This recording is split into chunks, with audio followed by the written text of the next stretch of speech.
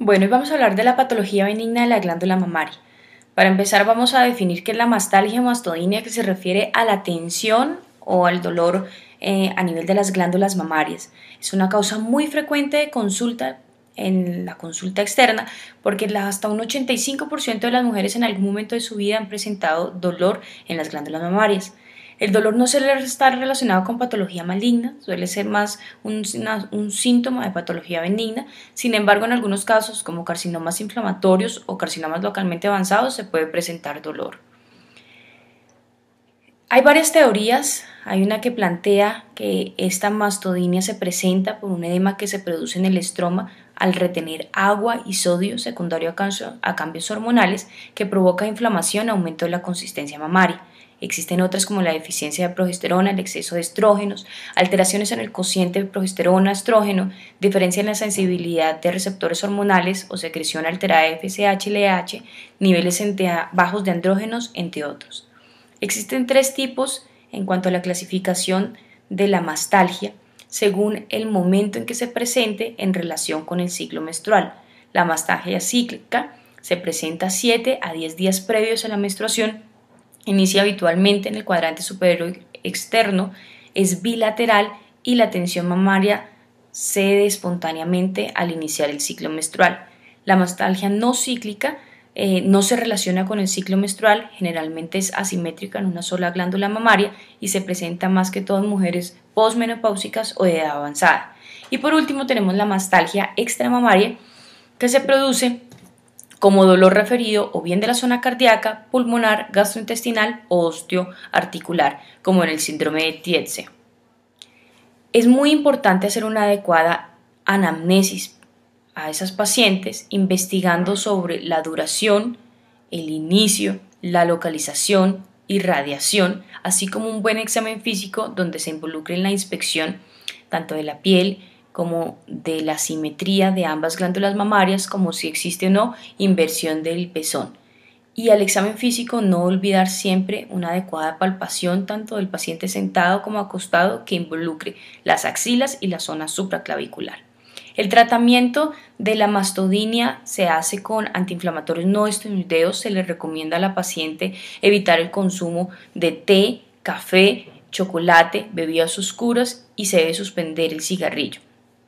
Otras sustancias pueden ser utilizadas en el manejo de la mastodinia, como la vitamina A, B, E, el danazol, el cual inhibe la acción de estradiol a nivel de la glándula mamaria, o el tamoxifeno.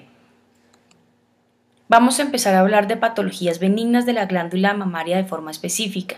Primero tenemos los cambios fibroquísticos, que se presentan más que todo en la tercera y cuarta década de la vida, también conocida como displasia mamaria o mastopatía fibroquística. Es una alteración normal del desarrollo de las mamas, generalmente suele ser bilateral y si existe dolor es porque presenta quistes o fibrosis del tejido y está en relación con trastornos hormonales. El diagnóstico es clínico, aunque podemos utilizar la ecografía y la mamografía para descartar que no exista patología maligna. El tratamiento de los cambios fibroquísticos son los antiinflamatorios no esteroideos. Segundo, tenemos el fibroadenoma mamario, que es el tumor benigno más frecuente entre las mujeres de edad jóvenes, entre los 20 y los 35 años. Es un tumor que se desarrolla a nivel de los lóbulos mamarios por origen fibroepitelial. Estos tumores tienen un tamaño muy variable, desde muy pequeños hasta pueden ser muy grandes, son generalmente múltiples y hasta un 15% se presenta de forma bilateral. Estos tumores tienen un comportamiento muy variable y aquí es muy importante la observación que se le debe hacer a estos pacientes, ya que estos tumores pueden seguir creciendo, mantenerse estables o incluso pueden involucionar. Característicamente son tumores redondeados, bien delimitados, no están adheridos a planos profundos, son de consistencia cauchosa y generalmente no presentan dolor. En algunas mujeres se encuentran como hallazgo incidental en la mamografía y se recomienda en pacientes menores de 25 años realizar una ecografía como primera elección en el estudio.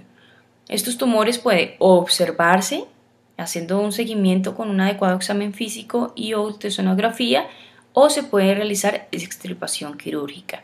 Esta es una imagen en la cual vemos el tumor que no está adherido a planos profundos, como les mencioné, característicamente son bien redondeados, bien delimitados y no tienen infiltración a los tejidos adyacentes.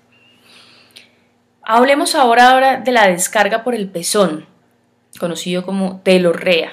Es la secreción de líquido por los pezones de diferentes características. Se presenta hasta en un 7% de las consultas y es muy importante tratar de esclarecer junto con el paciente el momento en que se presenta, la consistencia en que se presenta, la espontaneidad y el color. Dentro de las causas más frecuentes no es la patología maligna, de hecho suele ser patologías como papilomas o ectasia ductal. Importante preguntar si es uni o bilateral esta telorrea, ya que se puede asociar a patología maligna cuando se hace de forma unilateral. La secreción bilateral nos orienta hacia una patología benigna y debe siempre mirarse la consistencia y el líquido. Un líquido que sea cero sanguinolento o claro, unilateral, nos orienta a que tenga más una patología maligna que benigna. La secreción lechosa siempre debe sospecharse dos cosas importantes. Una, la hipersecreción de prolactina debido a un tumor hipoficiario o si existe el antecedente de embarazo, que haya existido una involución completa del tejido glandular. Algunos medicamentos, como los tranquilizantes, también pueden producir galactorrea. Y la secreción café verdosa se asocia a dolor, puede presentarse en los cambios, puede estar relacionada con los cambios fibroquísticos. Durante el examen físico se va a buscar los conductos por donde se exterioriza la secreción. Cuando la pérdida por presión se asocia a un tumor, se relaciona usualmente con cáncer. Hablemos ahora de la ectasia ductal. La ectasia se refiere a dilatación de los conductos mamarios asociado a presencia de células inflamatorias crónicas. Generalmente esta ectasia tiene una secreción que es café azulosa y la mayoría está relacionada con sobreinfección bacteriana. La ectasia no significa predisposición para el cáncer y este cuadro puede dar origen a fístulas o a mastitis. La ginecomastia se refiere al crecimiento anormal del tejido glandular mamario en los hombres. Este trastorno es más frecuente de lo que pensamos, se relaciona más que todo o se presenta más que todo en pacientes adolescentes. No es considerada una enfermedad, se produce porque existe un aumento, un desbalance hormonal, como veremos más adelante, que hace que exista un aumento del tejido glandular. Diferente a la pseudoginecomastia, que no es tejido glandular, sino tejido graso. Esta ginecomastia se puede clasificar como fisiológica o patológica. La fisiológica puede ser neonatal, en la pubertad o en la edad senil. En la neonatal generalmente resuelve espontáneamente a las pocas semanas. La puberal, que es la más frecuente, se puede presentar hasta un 70% de los adolescentes y está relacionada con un desequilibrio en los niveles de estrógenos, andrógenos o una mayor sensibilidad de los estrógenos circulantes. Es más frecuente en los niños entre los 12 y los 15 años. La mayoría son bilateral, aunque puede existir solo afectación en una sola glándula mamaria. Estos tienden a desaparecer, involuciona este tejido y hasta un 8% de los pacientes puede persistir la ginecomastia. La senil se presenta en pacientes de edad mayor, de los 45 años generalmente, y se presenta con un aumento en la grasa corporal con alteraciones hormonales propias del envejecimiento.